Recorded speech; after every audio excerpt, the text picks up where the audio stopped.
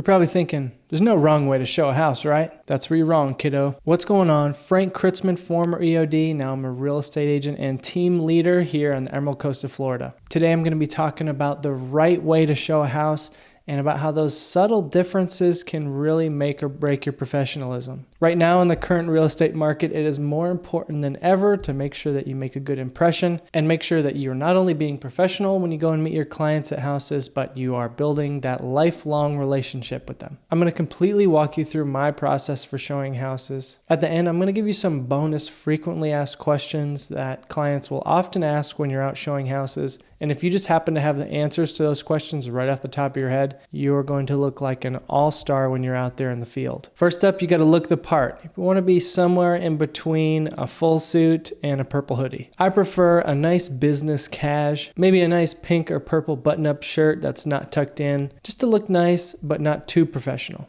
I don't bring any printout, but I do bring my leather binder and a pen. All right, so what I like to do, if it's not a house that's right down the street and I know really off the top of my head exactly how long it's going to take for me to get there, what I'll do is I'll set the GPS on my phone and then I'll just set it on the kitchen counter or something. And then as I'm getting ready, I'm kind of watching that time go down on the GPS. I time it to leave the house so that I have 10 extra minutes on the GPS. Then either just before leaving the house or as you're leaving the house, make sure that you text the listing agent or you go in showing time or whatever, and make sure that you have those access instructions for the house. If it's on Supra, where's the Supra located? Does it need a CBS code? Or if it's just a combination box, again, what is that combination? Where's the box? Find all that stuff out before you get there. So as long as you don't get completely destroyed by traffic, you should show up to the house somewhere between 5 or 10 minutes before your appointment time. So even if there's cars in the driveway or not, every time I'll go and I'll get the keys and then I'll go up to the front door and I'll make sure that I'm there at the correct time. And what I'll do is I'll knock and ring the doorbell and then I'll unlock the door and then I'll just crack the door a little bit and knock and ring the doorbell again and yell into the house, just announcing that I'm there. Last thing I want to do is walk into somebody's house when they aren't expecting me or when they don't know that I'm there. I just want to avoid that situation completely. So to do that, I make sure that my presence is well announced. So now is the time when I'm going to go through and do my pre-walk of the home.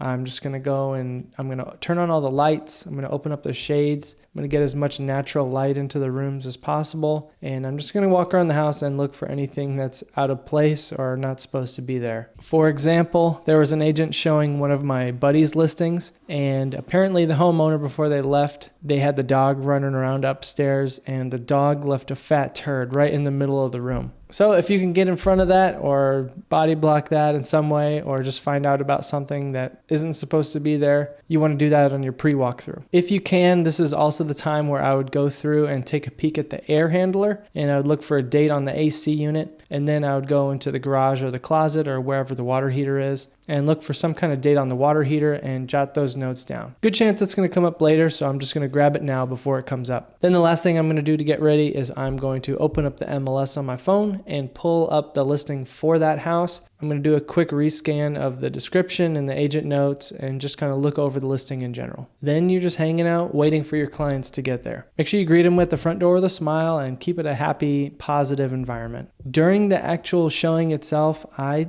typically like to stay in some sort of central part of the house. Like I'll stay in the living room or the kitchen and I'll let the clients kind of walk around the house and do their own thing. I really don't feel the need to kind of hover over them and watch everything they're doing. I think they can show themselves around the house just fine. I just like to stay present in the middle of the house and then answer any questions if they have any. At a certain point, they'll finish up their tour and they'll make their way back to you in that central location. And that's when I'll ask them their thoughts on the house. And I start off with these two questions. I ask them every time. I say, what do you like about the house? And what do you not like about the house? Then we kind of talk through each one of those things and I kind of get an overall feel for what they think of the house. After we kind of talk about the house, if I still think at that point that it's something that they might want to put in an offer on, I say, could you see yourself living here? And then I'll ask them if they'd like to submit an offer. And sometimes it's a yes, or sometimes we have to see a couple more before we do that. And I like to get an idea of if you do see multiple houses, ask them, what's at the top of your list? What's at the bottom of your list? Why is that house at the top of your list? Really dig into those questions and really understand what it is about the houses that they like or what it is about the houses that they don't like. And that will help you to better understand them and just have an overall better experience and a better relationship with them. When they're done, just go ahead and ask your client to step outside and let them know you're going to head back in and shut down everything inside and make sure it's locked up. That's when you go back in there and re-walk through the house, make sure all the lights are off and all the doors are locked. Double check that all the back doors are locked. Then once everything's good, lock the front door that you came in, return the key to its lockbox, and you are done. And here's some questions that I frequently get asked at showings, so you can have these answers ready and look like an all-star. Things that come up a lot are they want to know how old the age of the roof is, and they want to know the age of the water heater and the AC. At least in my area, those three things come up all the time just because of insurance issues and stuff like that. So you want to have those three numbers off the top of your head. If your clients have kids, there's a good chance they're going to ask you, what's the elementary school for this area, or what's the middle school or the high school. They may ask about utilities. Is this house on city water or is it on septic? If it is on septic, when was the last time the septic was cleaned out? If the house has solar panels on it, do you have screenshots of the power bill so you can see what they're still paying after the panels? They'll probably ask for the age of the house or even who the builder was. If the house is in an HOA, they'll probably ask you how much the HOA dues are. Having the answers to those questions will make you look pretty awesome, but if a client asks you a question about the house and you don't know the answer, don't just say, I don't know, because that makes you just look like a dummy. What you want to say is, let me find out. And then you immediately go into trying to find that answer, whether it be pulling up that listing that you have ready to go or text the listing agent if you have to. There it is, how to show a house like a pro. So if you go and show that house